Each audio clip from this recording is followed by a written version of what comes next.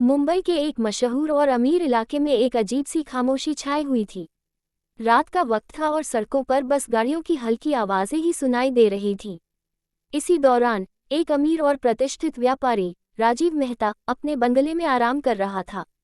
लेकिन किसे पता था कि इस खामोशी के पीछे एक खतरनाक साजिश बुन रही थी। रात के करीब 1 बजे बंगले के अंदर एक चीख गूंजी। राजीव मेहता की नौकरानी दौड़कर अंदर गई तो उसने देखा कि राजीव का खून से लथपथ शव जमीन पर पड़ा हुआ है। कमरे में चारों ओर बिखरा हुआ सामान और खून की छींटें इस बात का सबूत थे कि यहाँ कुछ भयानक हुआ है। लेकिन चौंकाने वाली बात यह थी कि दरवाजे और खिड़कियों पर कोई निशान नहीं था, जो ये साबित करता कि किसी ने बाहर से आकर यह सब किया है।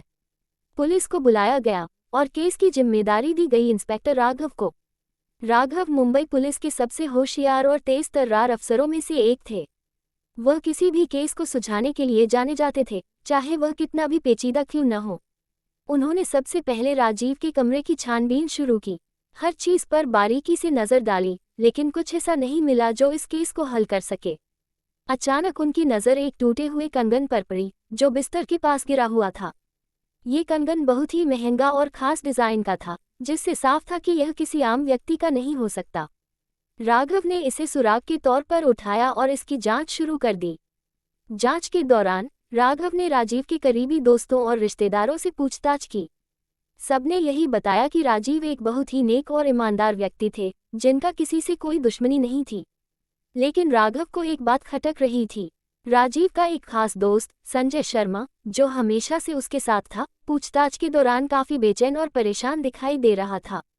राघव ने संजय की पृष्ठभूमि की गहराई से जांच की तो कुछ चौंकाने वाले तथ्य सामने आए। संजय पर बहुत कर्ज था और वह राजीव की संपत्ति पर नजर गड़ाए बैठा था। संजय ने सोचा कि अगर राजीव रास्ते से हट जाए तो वह उसकी संपत्ति का मालिक बन सकता है।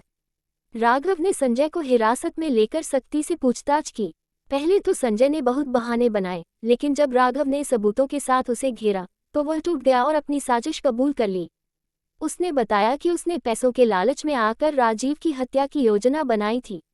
उसी ने राजीव के खाने में जहर मिलाया और फिर उसके बेहोश होते ही उसे मार दिया। कंगन उसके संघर्ष के दौरान टूटकर वहां गिर गया था। आखिरकार संजय को गिरफ्तार कर लिया गया और उसे सख्त सजा सुनाई गई। इंस्पेक्टर राघव की समझदारी और सूझबूझ से एक और बड़ा अपराध सुलझा लिया गया और इंसाफ की जीत हुई।